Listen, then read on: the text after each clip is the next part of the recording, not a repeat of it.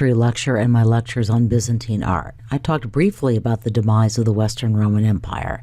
Today we will look, again all too briefly, at the kingdoms that replaced it.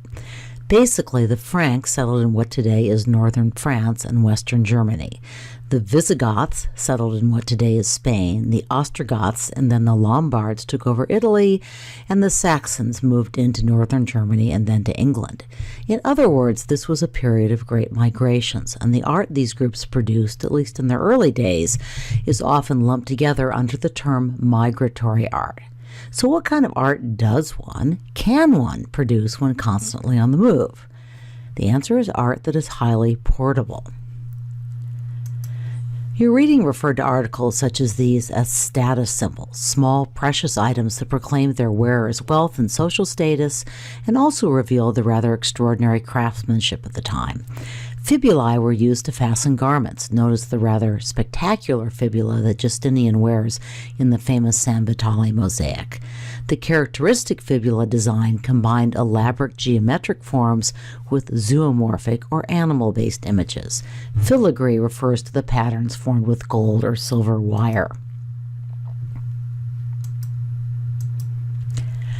Now, the work on the left used to show up all the time on the AP exam. The work on the right, the Merovingian fibula, is now one of our required works. But even though the purse cover has dropped off the list, I could imagine it showing up as part of an attribution question that asks you to identify it as migratory art or as Hiberno-Saxon art. Now, just because I find this so interesting, here's a picture of the Anglo-Saxon site in England where the purse cover was found in the 1930s. It was under a mound of dirt on somebody's farm. When the archaeologists dug down, they found a ship that had been used as the burial site. If you're interested, there's a fun Khan Academy podcast about the Sutton Hoo burial site, and I'll put it up on Moodle. So here are close-ups of the animal figures on the purse cover, as well as some of the vocabulary you need to know to analyze migratory art and Hiberno-Saxon art. Hiberno means Irish, by the way. Stay tuned. And by the way, in the past, the College Board has not accepted just medieval for attribution. You need to say Hiberno-Saxon or Irish Saxon. Zoomorphic, then, is just what it sounds like, in the form of animals. The animal shapes on the purse cover here are really intriguingly bizarre. You have two wolves either whispering secrets to the man in between or maybe taking a nibble on his ears. Then you see what looks like an eagle embracing, or is it devouring a duck? We can only guess at the significance of these symbols. Cloisonné refers to patterns formed by soldering thin metal wire to a metal backing and then filling the spaces with precious stones, glass, or glass paste or enamel that's fired to look like jewels. The eagle heads and fish of our required work aren't as wonderfully weird, but they are still zoomorphic. We also see cloisonné, which literally means partitioned in French. In this case, the jewels in enameled glass are separated by thin silver wire. The red zone in the eagle's eyes is a garnet. The elaborate knot patterns in the metal are known as interlace, and we'll see more of this in a moment when we turn to Celtic illuminated manuscripts. So what might be the religious significance of the eagle and the fish? We're not absolutely certain that this was a Christian work of art, but probably it was. The fish was a traditional Christian symbol. Christ promised to make his disciples fishers of men, after all. And the eagle was the traditional attribute or symbol associated with the Gospel of John. The Frankish king Clovis, who was a ruler in the Merovingian Frankish dynasty, converted to Christianity in 496, as we see in the ivory on the right. Note that there appears to be an eagle in this work as well. So the eagle is a traditional royal as well as a Christian symbol. At any rate, the zoomorphic patterns, cloisonné and interlace, were all carryovers from pre-Christian migratory art. So here are two more interesting examples of interlace, though again, this is not a required work. The tradition of elaborate wood carving carried over in Viking art, even as the Norsemen embraced Christianity around the year 1000. The highly stylized, abstract animals are interwoven with extraordinarily delicate carvings of plant tendrils. I love this. So what Muslim artistic element does this remind you of? Maybe arabesques? While the Romans were retreating from the British Isles long before they abandoned Gaul or Germany, it was rather ironically Irish and British monks who brought Christianity to the Franks and Saxons, and Irish and British monks who preserved literacy and Latin language and texts, even as literacy was declining in Western Europe during the Dark Ages. Now, there was a very popular book a few years ago entitled How the Irish Saved Civilization. Actually, one could say the Byzantines saved civilization as well. If anything, they preserved more ancient texts. But the most characteristic artwork of the Hiberno-Saxons, the Celts and Anglo-Saxons of the British Isles, were the illuminated or illustrated manuscripts of texts painstakingly copied in monastery scriptoria. Our required work was produced in one of the most famous of these Hiberno-Saxon monasteries, Lindisfarne, on the coast of Northumbria in northern England. The map, by the way, shows the Viking invasions, including one that destroyed the original monastery in 793. The Lindisfarne Gospels were probably created by an artist monk living in Northumbria in the early 700s, the very heart, again, of what the historians call the Dark Ages, because these were not good times. Usually, at least not in Europe, usually medieval manuscripts were produced by a team of scribes and illustrators. The Lindisfarne Gospels are thought to have been created by one man, a monk named Eadfrith, Bishop of Lindisfarne between 698 and 721. I was interested that the College Board does not list him as the artist, so I looked it up, and apparently the attribution to Eadfrith is disputed by some art historians, so the College Board's probably playing it safe. Anyway, each Gospel opened with a portrait, a painting of the Gospel's evangelist, followed by an intricately woven cross-carpet page. So how do we know this is Luke?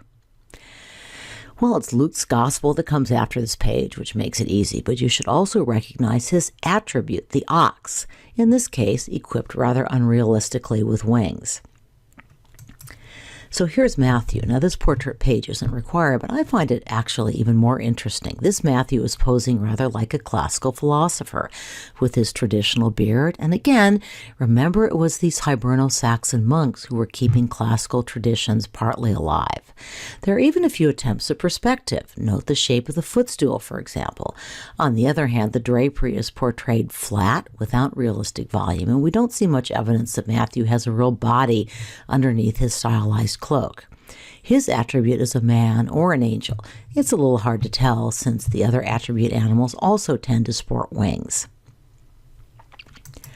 Note again the attributes associated with the other evangelists. The lion for Mark, in this case, of course, a winged lion, and the eagle for St. John. I find it intriguing that animals as well as evangelists are sporting halos. And here's the cross-carpet page from the Gospel of Matthew.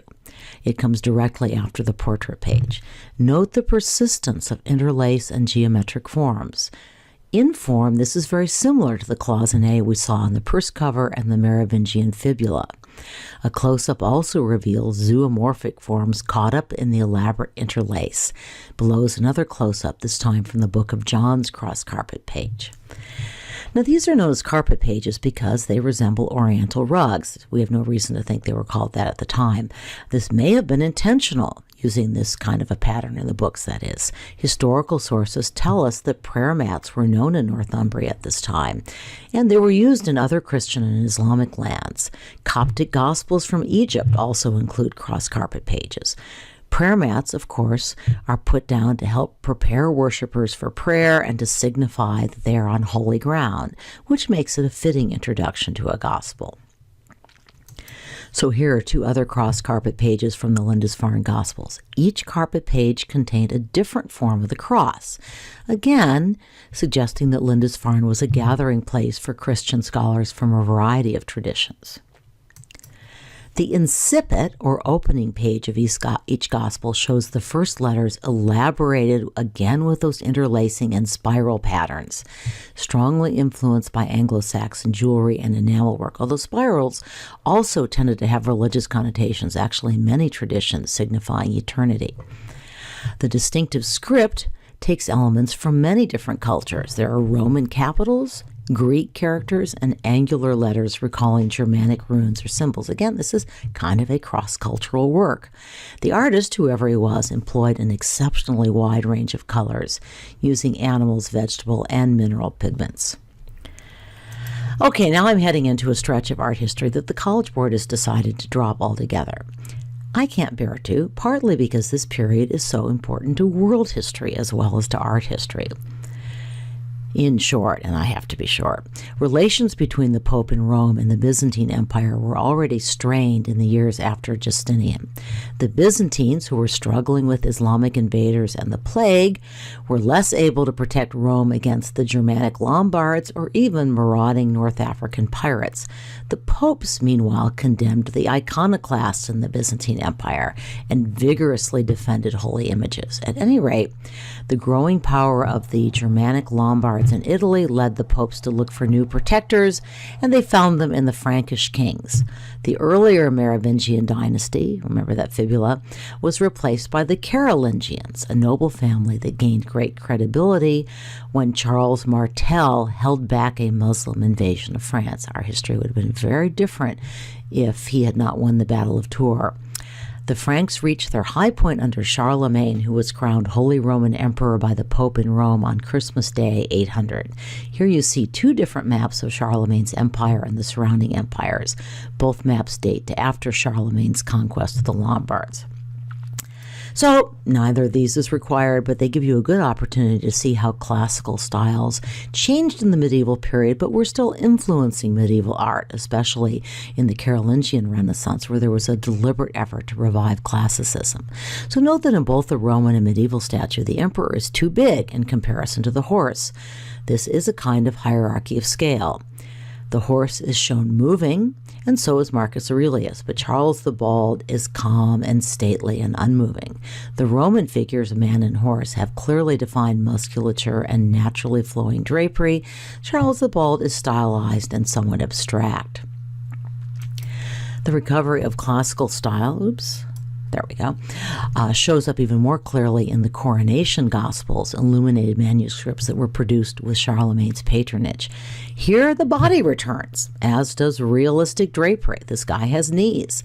The artist doesn't just use line to create a sense of volume. We see shading, color, and light used to create 3 dimensions on a 2-dimensional space. There's a landscape background, and even Roman acanthus leaves. The comparison with this portrait from Pompeii on the right should further highlight the similarities.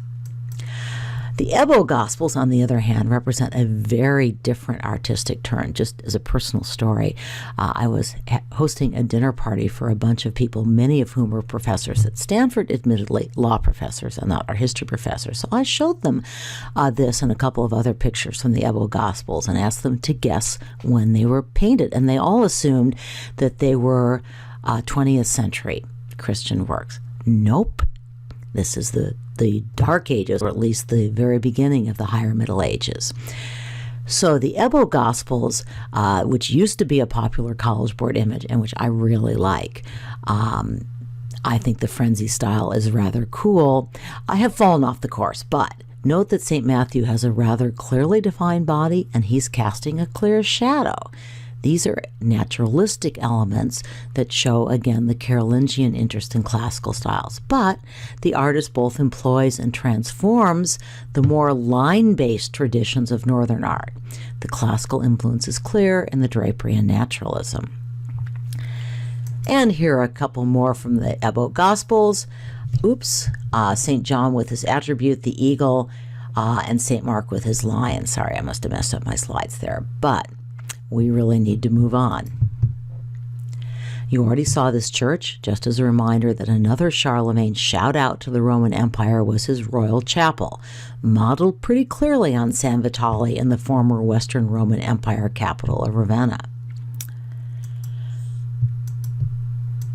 When Charlemagne died, he divided his empire among his 3 sons, following the inheritance tradition of the Franks, but really messing up his empire. Subsequent heirs would squabble over boundaries for the next 200 years, ultimately destroying the Carolingian Empire in the west. What would one day be France broke apart into a large number of feudal counties, ruled over by lords and their vassals. But in the east, a new line of Saxon rulers would reclaim the title of Holy Roman Emperor, starting with Otto I in 962. Again, this famous Ottonian church is no longer required, but I don't want you to think that the more elaborate Romanesque and even more elaborate Gothic cathedrals that we're going to be studying the next 2 days just sprang up out of nowhere. Under the Ottonians, church architecture remained basilican in form. Note that long rectangular nave, the flat timber roof. But Europe also saw a new trend toward adding towers and what were called westworks, basically multi-story additions on the west side of the church. And we'll see these again, especially in our Gothic required work, Chartres Cathedral. But here's the most famous element of St. Michael's Church. The abbot of this church was Otto III's tutor and a notable scholar. As a tutor, he had opportunities to travel to Rome and see some of the masterworks of classical and early Christian art, including the beautiful carved wooden doors of Santa Sabina. Now, bronze doors were fairly common in ancient Rome. The Pantheon, for example, had and still has bronze doors, although the doors you would see today date from the 15th century. Byzantine churches sometimes had bronze-plated doors, where bronze reliefs were cast and then attached to wooden doors. What's remarkable about these doors is they were cast as a single piece using the lost wax casting method. Remember that? So they represent a huge recovery of ancient technology. These were the first decorated bronze doors cast in one piece in all the West since Roman times, and that's why the College Board used to ask a lot of questions about this work. Sigh. So let's look closely at just one image from the doors, God presenting Eve to Adam. So what classical elements do you see? The drapery molding God's legs is very realistic, as are the legs. Does God have legs? We also see clear, if rather stylized, landscape elements. Notice, too, the highly expressive use of empty space, what's sometimes called negative space, the heavily charged distance between Adam and Eve, where they're coming together. Yep, I think dropping this work was a mistake, but moving right along. We caught only the briefest glimpse of the Vikings, but to compress a whole lot of interesting history into a sentence or two, some Vikings eventually settled down and established strong centralized states in Sicily and in Normandy in the northwest of France. In 1066, William, the Duke of Normandy, invaded and conquered England. Our final required work of the day, the Bayeux Tapestry, offers an extraordinary history of that invasion, a continuous narrative in 75 scenes explained with Latin inscriptions and rendered in wool yarn sewn onto linen cloth. So they weren't actually technically tapestries. We're going to see the whole story in just a minute, a wonderful animated video of the Bayeux Tapestry, which records in minute and painstaking detail the Normans' invasion of England. The tapestry is actually even more important to military historians than it is to art historians. Much of what we know about medieval warfare comes from this tapestry. So here are just a few details. William the Conqueror's claim to the throne came through King Edward the Confessor. In the top panel, we see the hand of God pointing the way to Westminster Abbey, where Edward was buried. This is a claim to legitimacy on the part of William the Conqueror. We've seen that in art before. Here we see William's forces crossing the Channel to claim the throne, and we get a look at what naval technology was like at the time. And here we see the Norman knights attacking the forces of the English king Harold. This image is one of the two required works from the Bayeux Tapestry. Note that the main events of the story are contained in the larger middle zone. The upper and lower zones contain images of animals and people, scenes from Aesop's fables, scenes of farming and hunting. Now, winners tend to get to write the history. Note that the Norman knights are portrayed as larger, more powerful, really in many ways more heroic than the English infantry or foot soldiers. For all its value to historians, this work is still a work of political propaganda. Here we see Bishop Odo blessing a meal. I've circled him there. He was William the Conqueror's half-brother, and he's thought to have commissioned this work, so no surprise he got himself a starring role. As you're reading notes, we pick up a lot of information about life in medieval England from this tapestry, including details about how food was prepared. And we get some pretty graphic images of the carnage involved in medieval warfare. So let's watch the whole story. Well, I hope you have time to end with a quick comparison of these two works. Do you remember the work on top? You're just seeing a detail of it here. It's the mosaic of Alexander defeating Darius from around 100 BCE. You may also recall that it is a mosaic found in Pompeii, almost certainly based on an earlier and now lost Greek painting. So, what's the obvious similarity aside from their both being battle scenes? What are the major differences? Well, these are both propaganda pieces. They record the victory of a conqueror, and frankly, they glorify that conqueror. Both are also important historical accounts of an actual event. But even though it's more than 1,000 years older, the Greek mosaic shows more modeling. The bodies actually have real shape. Alexander's face is also much more expressive. Remember that this is Hellenistic art, often highly emotional. Like most medieval art, the design of the Bayeux Tapestry is highly linear and rather flat. Still, the contorted heads and moving legs do suggest the influence of Roman and Greek battle scenes. So, did you enjoy the break from churches? Don't get too comfortable. It isn't going to last.